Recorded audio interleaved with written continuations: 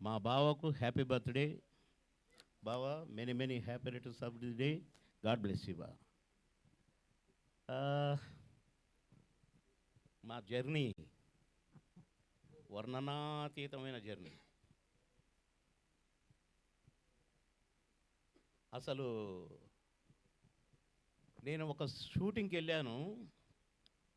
బిగినింగ్లో నేను ఉద్యోగిగా వచ్చాను హైదరాబాదు.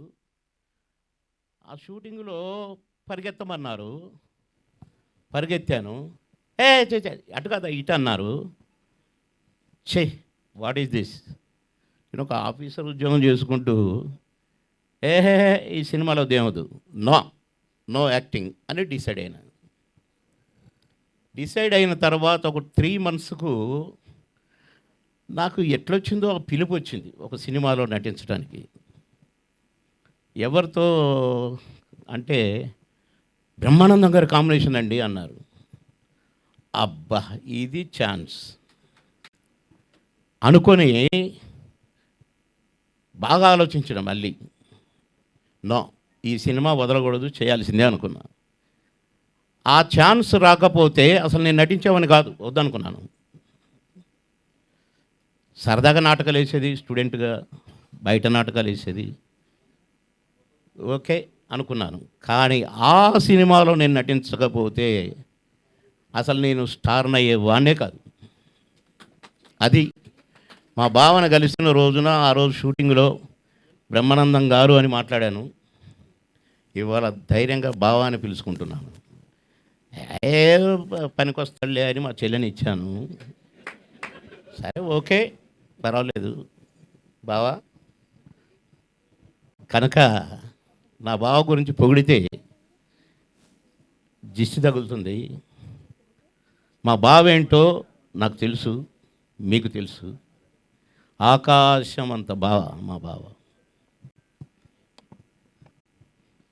మేము షూట్ చేసేటప్పుడే నేను ఎన్నిసార్లు నవ్వాను ఆ కోతి ముఖం చూసి, ఆ ఎక్స్ప్రెషన్స్ చూసి. మేము ఎంజాయ్ చేస్తూ నటించాము. నాకంటే సీనియర్ అని నేను ఎప్పుడూ అనుకోలేదు. అంత బాగా కలిసిమెలిసి ఒక ఫ్యామిలీ మెంబర్స్ లాగా. అసలు నైట్ అండ్ డే పరిగెత్తి ఎటు పరిగెత్తామో, ఏం చేశామో. 6 షిఫ్ట్లు పనిచేస్తూ మళ్ళీ మీ ముగ్గురం కలుసుకోగానే అసలు నేను, నా కోటన్న, మా బావ. ప్రొడ్యూసర్లు కొంతమంది మా మీద కోపం వచ్చేది. మేము రాజమండ్రిలో ఉన్నాం అనుకోండి, 3 రూములు వరుసగా ఉండేవి. వైజాగ్లో ఉన్నాం అనుకోండి, 3 రూములు వరుసగా ఉండేవి. కానీ మేము మాత్రం ముగ్గురం ఒకటే రూమ్లో ఉండేది. ప్రొడ్యూసర్ ఏమైనా మీరు ఒకే రూమ్లో ఉంటారు కదా, ఒకే రూమ్లో తింటారు, 3 రూములు ఎందుకు, 2 రూములు దంటకు కదా అనేవాళ్ళు. అదే ఇది అనేది.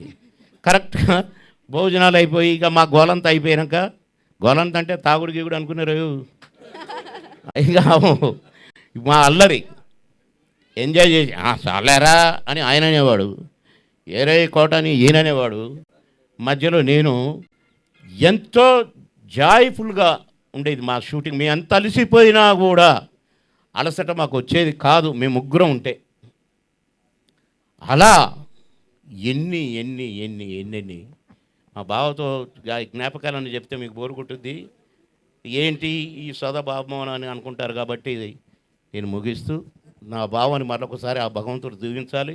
నిండు నూరేళ్ళు నా బావ, నా చెల్లి నిండు నూరేళ్ళుండి ఇంకా ఎందరికో ఆదర్శంగా మా బావ 100కు పైనే జీవించాలి, ఆయురారోగ్యాలతో ఉండాలి అని కోరుకుంటూ సెలవు తీసుకుంటున్నాను. నమస్కారం. Thank you, sir. Thank you so much for your valuable words.